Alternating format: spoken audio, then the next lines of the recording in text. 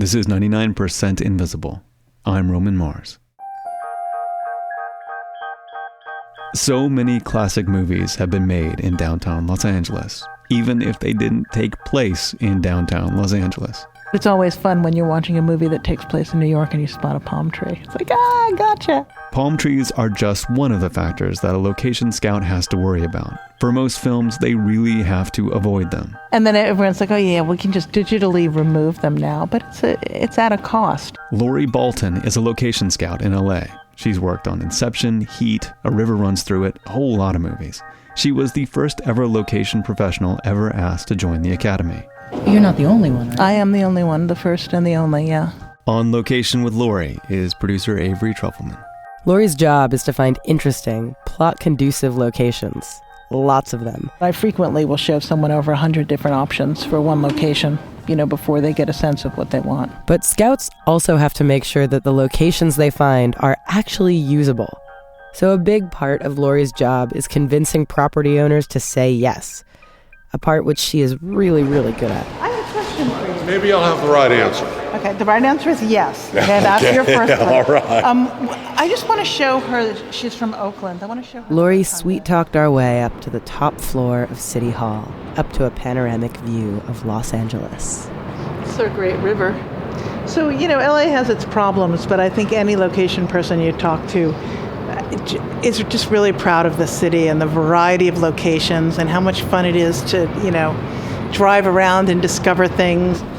From the top floor balcony, we could see the massive city unfurling around us, and Lori pointed out all of her favorite locations. There's so much variety here, it's amazing. But even with all the architectural variety of Los Angeles, some buildings just keep coming back on screen again and again. Those architectural gems are very particular and very kind of binding.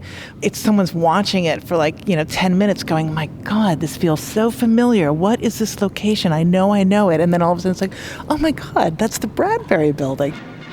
The Bradbury Building, arguably the biggest architectural movie star of Los Angeles. It's one of Lori's favorite locations. It can be modern, it can be period.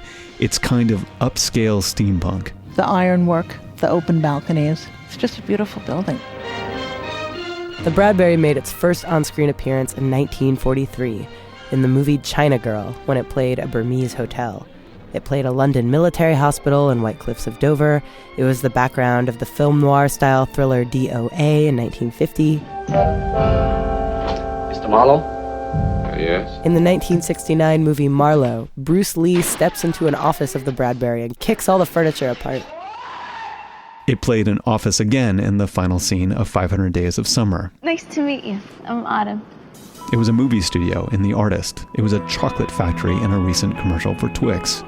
But the Bradbury's most famous role of all was as the toy maker's house in the 1982 movie Blade Runner.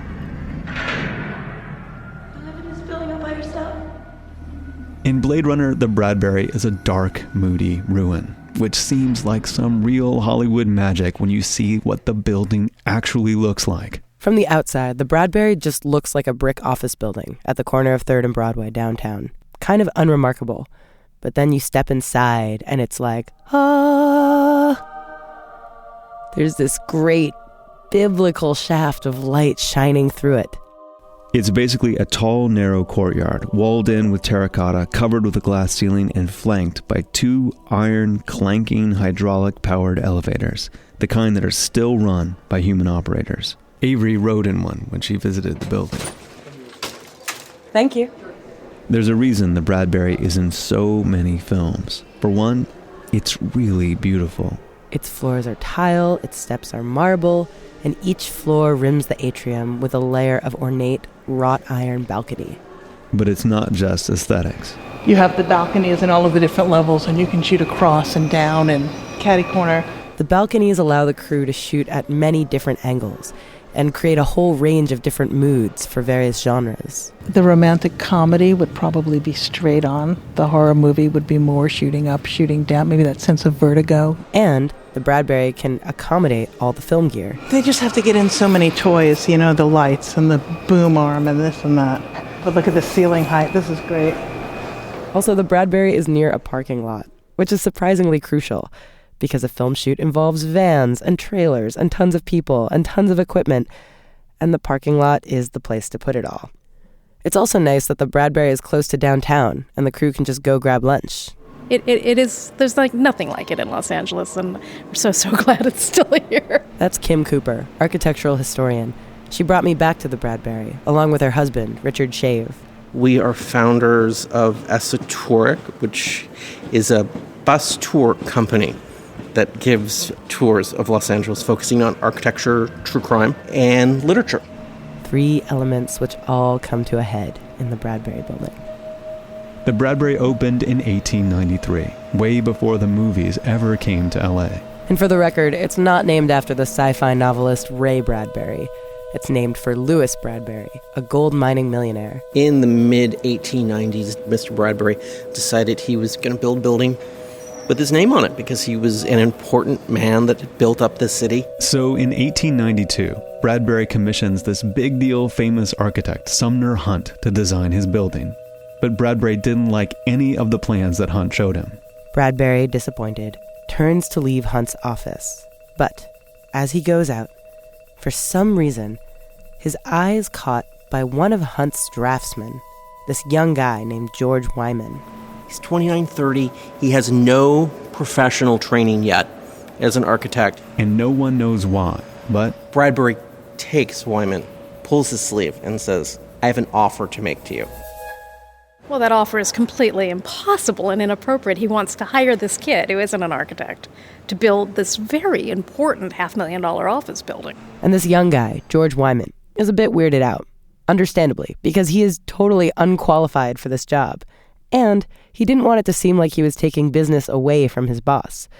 But on the other hand, this opportunity was incredible. It's an irresistible offer, but George Wyman is an ethical man, and he's also scared to death, and so he does what any good Angelino will do in the very late 19th century, which is he will consult dead relatives.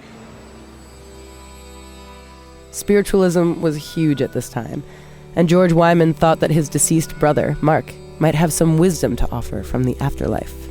So Wyman sits down with a planchette, a precursor to a Ouija board, which wrote out sentences with a pencil when you rested your hands on it. Planchettes would typically be consulted when someone had an issue that they wanted some guidance on. So he and his wife were sitting together saying, what on earth should I do about Mr. Bradbury's wonderful, terrifying offer? The planchette, overcome with the spirit of Wyman's dead brother, began to move. And it wrote, take Bradbury, in a very childish script hand, you will be blah, blah, blah, blah. Just this nonsense script. And Wyman and his wife were like, what? And it was when one of the two of them walked around the other side of the table and read it upside down, this Palmer-type script actually said, successful. Take Bradbury. You will be successful. That was a clear enough message for Wyman. He says yes to Bradbury. The design of the Bradbury was directly inspired by a novel, Looking Backwards by Edward Bellamy, which was written in 1887. But in it, there's a description of a building in the year 2000. The future! What Wyman was trying to do with this building, I think we can answer just simply by reading the passage. A vast hall full of light, received not alone from the windows on all sides, but from the dome. So that's what this building does. And that's why, even though the Bradbury is quite old by California standards, it feels current. It was designed for the year 2000. It's this blend of styles that makes it an architectural gem. But aside from the occasional film shoot, the building spent a lot of its life totally ignored. This building, by late 40s, early 50s, is once described as a chicken coop. And that just refers to the dustiness and the sort of untidiness. By 74, this place has really fallen apart. So when Ridley Scott shot Blade Runner in its central atrium, it wasn't actually that hard to make it look so shabby. Oh, Blade Runner. That was just amazing. That was before we had actually fixed it up, and you can tell that from the movie. This is Adele Yellen. I no longer own the building, but my husband bought the building in the late 80s, and he retrofitted it. Adele's late husband, Ira Yellen, spearheaded LA's downtown revival by restoring old historic buildings and turning them into housing and businesses. But the Bradbury was just a jewel, and he wanted to work on it, and he felt, if you build it, they will come. So, I don't know. They ultimately came, but he did have to use the city to help him. Ira Yellen asked if the city of Los Angeles could find a steady tenant for the Bradbury. He ended up getting the police department. Most of the office space in the Bradbury building belongs to the Internal Affairs Division of the LAPD. You know, they're there all the time, and they don't mind the filming generally. That's Eric Bender. He now handles all the filming requests for the Bradbury. When we do a police drama, we take extra precaution to make sure they know that we're filming and the person running around with a gun type of thing is not someone. I get very concerned about that. But filming isn't the priority for the property anymore. Since its renovation, the tenants' needs come first. We try not to bother the tenants too much, so we try to do the filming or not do more than 1 or 2 filming projects per month. And generally, this is the case throughout buildings downtown. Now that people live and work there, they don't want production crews periodically taking over. These days, film crews can't blow up cars in the street or have 300 zombies stampede down Broadway in the middle of the workday. The downtown revival is a part of why filming is leaving Los Angeles. It left. I mean, there's no feature film shooting here. It's scary because, as I said, I love living here and I would like to continue sleeping in my bed if possible. Location scout Lori Balton just spent almost a year scouting and shooting in Atlanta, Georgia, which might just become the new Hollywood. Because I've spent so much time in Atlanta, it's like I'll look at a movie and go, oh yeah, that's Atlanta, you can't fool me. Atlanta, like a lot of other cities in the South, Midwest, and Canada, is offering major incentives to encourage filming.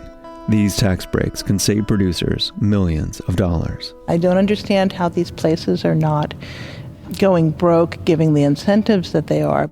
Cities like Atlanta are also developing state-of-the-art studios and attracting good production talent. We really need to do everything we can to keep filming in LA.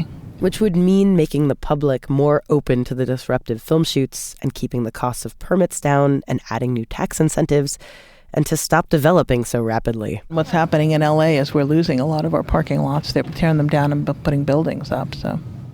That's so funny to hear people bemoan the loss of parking lots. Not people, location people. There's a difference. We're kind of a weird breed. But however state-of-the-art studios in Atlanta, Toronto, or Chicago are becoming, there are elements of Los Angeles that cannot be replicated, even on the finest soundstage. Like the experience of entering the Bradbury building. It's a place so unique, so remarkable, that after it was built, the draftsman George Wyman decided to take some classes and actually become an architect. 99% Invisible was produced this week by Avery Trufelman with Katie Mingle, Sam Greenspan, and me, Roman Mars. Special thanks this week to Linda Dishman, head of the LA Conservancy. We are a project of 91.7 local public radio KALW San Francisco and produced out of the offices of ArcSign, an architecture and interiors firm in beautiful downtown Oakland, California. You can find this show and like the show on Facebook. All of us are on Twitter, Instagram, and Spotify. But to find out more about this story, including cool pictures and links, and listen to all the episodes of 99% Invisible, you must go to 99pi.org.